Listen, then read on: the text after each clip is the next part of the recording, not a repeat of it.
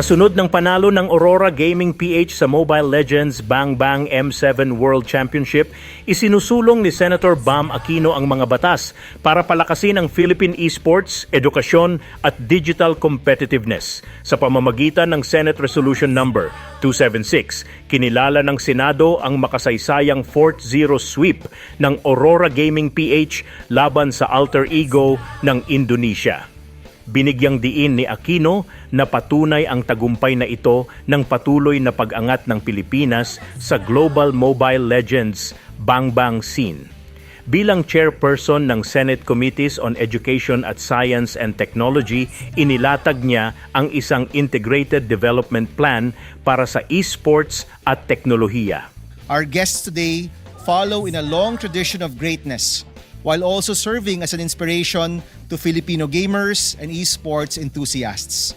Sa Aurora Gaming PH, kayo po ay patunay na ang dedikasyon, disiplina at pagtutulungan ay maaaring magbunga ng tagumpay sa pinakamataas na antas ng international competition. Sa sektor ng edukasyon, layon ni Aquino na gawing lehitimong bahagi ng akademya ang esports para sa character building at skills development ng kabataan. Kaya hinikayat niya ang mga universidad na magbigay ng scholarships sa digital athletes katulad ng suporta sa varsity players ng tradisyonal na sports. Isinusulong din niya ang esports bilang permanent medal event sa palarong pambansa upang malinang ang strategic thinking at teamwork ng mga mag-aaral. Sa larangan naman ng agham at teknolohiya, binigyang diin ang pangangailangan ng mas matibay na digital infrastructure at mas mabilis na internet.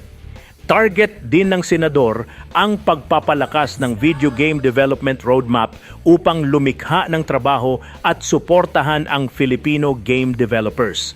Ayon kay Aquino, layunin nitong ilipat ang bansa mula sa pagiging simpleng manlalaro tungo sa pagiging tagalikha ng world-class games. Ang tagumpay po ng Aurora Gaming PH ay nagbibigay diin sa lakas, husay at global competitiveness ng mga Pilipinong esports athletes.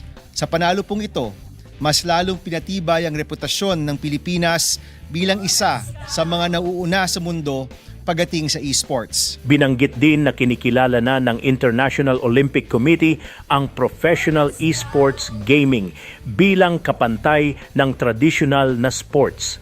Para kay Aquino, ang esports ay maaaring maging susunod na frontier ng trabaho ng mga Pilipino tulad ng naging papel ng BPO industry noon. The support has to be there from government, from the private sector, from the citizens. We've had that experience, di ba? We supported our best athletes in the past like Manny Pacquiao, Efren Bata Reyes, Paeng Nepomuceno. Ito masasabi natin world champions talaga. And our esports players deserve the same kind of support. Maraming Pinoy gamers and marami tayong esports players na willing na pumasok sa gantong larangan and we need to support them even more. So I'm hoping na efforts like this will be able to bring out the players na maybe hindi masyado napapansin, hindi nabibigyan ng break, mabigyan sila ng break, matulungan sila and we're able to produce even more best of the best players sa esports natin. Ako po si Philip Double P. Piccio para sa Balitang Unang Sigaw. Unang Sigaw.